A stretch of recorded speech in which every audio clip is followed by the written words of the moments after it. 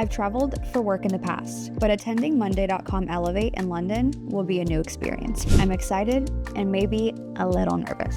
I'll be there on behalf of Ziflow, so I want to make sure I leave a positive impression in the eyes of creative ops people that I may run into. So here's what I'll be bringing with me to the UK. First, I'm going to need a notebook and a few good pens. Of course, I'm bringing my laptop too.